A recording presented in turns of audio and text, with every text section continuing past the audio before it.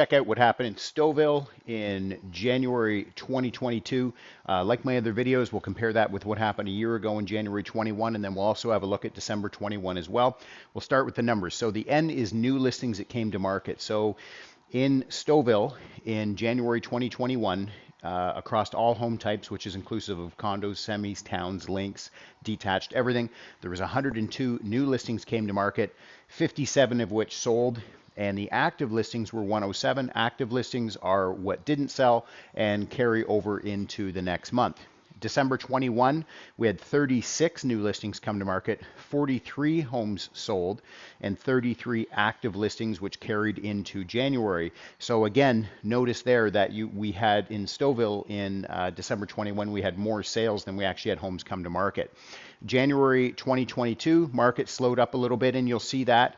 Well, slowed up is a relative term, and I'll explain that. So we had 58 new listings come to market, 31 sales, 49 active listings. So if you watch my video last month for Stouffville or any of my market updates, I did kind of reiterate the same thing through all the videos because the numbers were all fairly similar in that there was less new listings coming to market, but the buyer sales, although they had dropped from November, they were still quite strong. So not untypical though, in January, the market tends to pick back up. We have more sales coming, more new listings coming to market. Sales were down from the month before. Again, not shocked with the way we had that cold snap through.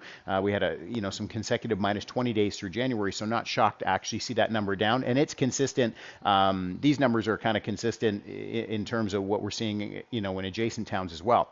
If we're looking at the money, $1,226,000 was the average sale price across all home types a year ago. In Stouffville, $1,653,000 in December 21. Currently trending at $1,841,000 is your average sale price in Stouffville across all home types. Now, pretty big jumps here. And we do see that from time to time. If you've watched my videos, we do see some big jumps. Always take it with a grain of salt because, when you're in a place like Stouffville that has farms, multi-million-dollar houses, it's got a bit of a mix of everything. So when there's more in-town houses selling that month, it's going to affect this number by pulling it down, relatively speaking. If you're selling, farms and multi-million-dollar properties, then it's of course gonna influence that number back up. Sales to new listings ratio, also known as the absorption rate, tells us that out of the homes coming on the market each month, what is the percentage of them that are actually selling? And we calculate that by dividing sales into the new listings.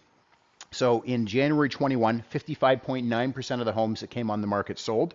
And I just want to note, before I go here, right? So we're actually fairly on track, even though the numbers are slightly different, right? From January 21 to January 22, in actual terms of percentage-wise, we're actually fairly close, and the months of inventory isn't totally far off either. So 55.9% of the homes that came on the market sold.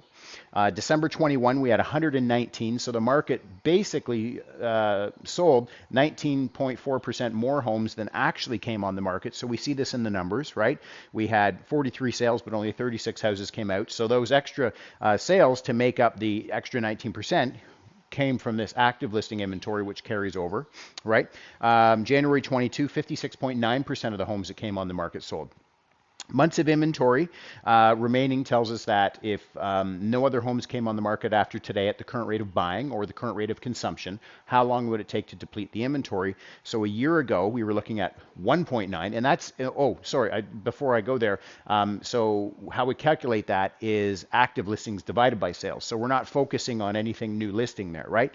So 1.9 months of inventory remaining in January 21. December, we had 0.8, currently trending at 1.5. So again, right, so you're looking at the absorption rate here, right? January to January is actually not too far off. And again, even though these numbers have changed, right, they're actually all about in half, we're still seeing, that's picked up a bit. So again, we're not off base with where we were basically a year ago is where I'm going with that.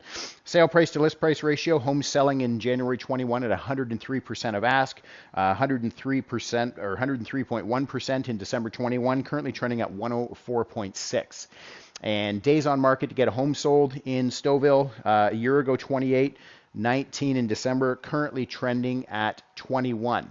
And the reason I would say that we are trending at 21 is because it's just taking buyers longer to get through the houses, right? We're seeing a bit of a lift in the amount of inventory out there. We're seeing a reduction in the absorption. So I'm actually not shocked to see this number pull up a little bit. And you know, I've sort of given some different explanations on why days on market goes up or down in other videos, but this would be just in direct relation to new listings coming out, but the buyer trend being a little bit slower for the month. So I hope you found this information helpful. If there's any questions about any of the information I've shared here or how it would pertain to your specific home type, feel free to reach out.